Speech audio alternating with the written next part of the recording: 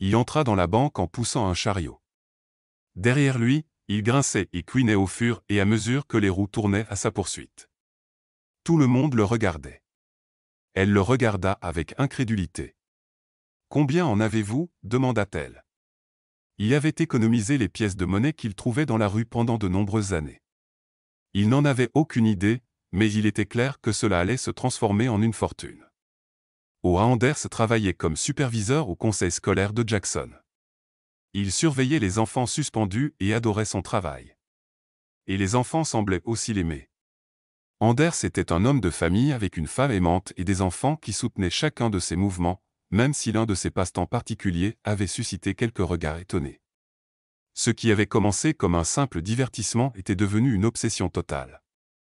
Je suis devenu convaincu que repérer une pièce perdue ou tombée était un encouragement divin supplémentaire me rappelant de toujours être reconnaissant, disait Anders. Il y a eu des jours où je n'ai pas prié, et plus souvent qu'autrement, une pièce perdue ou tombée apparaissait pour me rappeler. Alors que beaucoup de gens pensent à faire un vœu avec une pièce, Anders pense à prier sur une pièce. Il avait toujours été un homme religieux, et sa foi était devenue plus forte au fil des années. C'est sa foi qui avait tout déclenché dans son obsession pour les pièces. Il voyait les vieilles pièces perdues sur le sol comme un cadeau personnel de Dieu. Il ne savait pas encore combien de cadeaux il allait recevoir. Quand Anders ramassa sa toute première pièce, il n'avait aucune idée qu'il allait continuer à les ramasser pendant de nombreuses années. Mais une fois que sa pile de pièces commença à grandir, il devint de plus en plus obsédé. L'idée selon laquelle les pièces représentaient un cadeau divin était si convaincante qu'il décida finalement de ne plus dépenser de pièces lui-même. Chaque pièce qu'il possédait, il la gardait. Mais ce n'est pas tout. Il s'assurait également que chaque fois qu'il faisait un achat en espèces, sa monnaie comprenait au moins quelques pièces. Pour lui, c'était une petite habitude étrange et simple, mais au fil du temps, elle ne semblait plus si petite. Tous ses amis et sa famille s'étaient tellement habitués à ce comportement qu'ils ne le trouvaient plus bizarre. Mais la quantité qu'il réussit à accumuler était stupéfiante. « Je ne dépenserai jamais une pièce », disait Anders. « Je casserai un billet de $1 avant de céder une pièce. » Il était un homme en mission, et quand ses élèves à l'école découvrirent sa fascination étrange, ils voulaient l'aider. Il venait souvent en classe avec une poignée de pièces à lui donner, mais Anders avait des principes. « Je n'ai jamais permis à personne, pas même à ma femme ou mes enfants, de me donner des pièces sans être compensé, disait-il. Alors, il leur payait pour leurs pièces.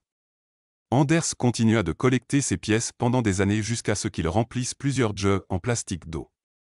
Il y en avait tout simplement trop pour les compter, alors Anders ne pouvait qu'estimer que sa collection contenait des centaines de milliers de pièces. Mais en réalité, il n'en avait aucune idée.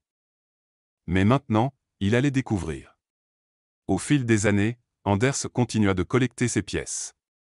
Il aurait continué à les garder et à en ramasser d'autres si ce n'était pas pour un problème qu'il rencontra lorsqu'il renouvela son assurance habitation. Un problème qui le laissa dévasté. Si Anders en avait eu le choix, il aurait gardé sa collection et continué à ramasser des pièces pendant encore de nombreuses années. Mais la vie lui lança un défi. Comme Anders aurait pu accumuler une petite fortune, il avait pris soin de faire en sorte que sa collection soit couverte par son assurance habitation. Mais lorsqu'il la renouvela, ils le renvoyèrent. Ce n'était pas le seul établissement à faire cela. L'assurance habitation d'Anders ne couvrait pas sa collection de pièces, alors il décida à contre-ségur qu'il était temps de se rendre à la banque pour encaisser sa possession la plus précieuse. Anders n'avait aucune idée de combien son collectionnement rapporterait, mais tout en spéculant, il se souvenait avoir lu à propos d'une collection de pièces qui avait rapporté une fortune à son propriétaire. Bien que la collection d'Anders soit principalement composée de pièces modernes, il est fou de penser que si ces pièces avaient suffisamment de temps, elles finiraient par lui rapporter une fortune. C'est ce qui arriva au propriétaire d'une pièce de monnaie Lincoln en blé. Une erreur sur la pièce la rendit extrêmement précieuse, et sa valeur ne pouvait qu'augmenter avec le temps. Mais pourquoi? On dit depuis longtemps que le temps est la marchandise la plus précieuse, surtout quand il s'agit de pièces. Mais seules certaines pièces, en particulier celles faites de métaux précieux comme l'or, l'argent, le platine, le palladium et même le cuivre, fluctuent en valeur au fil du temps.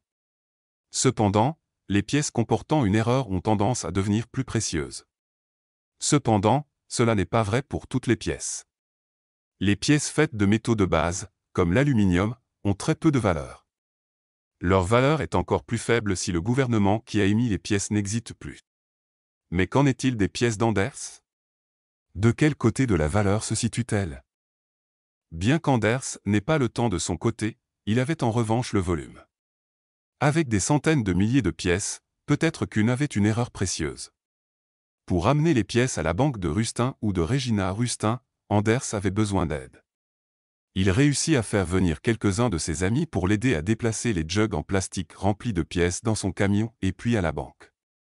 Elles étaient beaucoup plus lourdes qu'on ne pourrait le penser, sans parler du fait qu'il y en avait énormément. Les employés de la banque regardaient Anders pousser ses conteneurs sur des chariots et le regardaient avec une confusion totale. Leurs yeux s'écarquillèrent en voyant la quantité impressionnante de pièces. Anders s'inquiétait qu'il leur envoie. Il s'approcha de l'expression dubitative derrière le comptoir et leur demanda de lui échanger ses pièces. « Combien ?» demanda la femme. La vice-présidente de la banque, Jenny Cole, a déclaré aux journalistes que ce n'était pas une journée ordinaire à la banque lorsqu'Anders arriva avec sa collection de pièces sur un chariot. « Je ne suis pas sûr exactement, » dit Anders. « Je dirais environ un demi-million de pièces. » La femme le regarda, incrédule. « Vous pensez que nous avons le temps de compter un demi-million de pièces pour vous, rit-elle. Anders rit timidement avec elle avant de la supplier à nouveau. « Je sais que c'est une quantité folle, mais c'est une collection précieuse pour moi que j'ai besoin d'encaisser. Croyez-moi, si j'avais le choix, je garderais ces pièces pour toujours. » La femme lui lança un long regard avant d'appeler son manager. Comment allait-il pouvoir compter toutes ces pièces?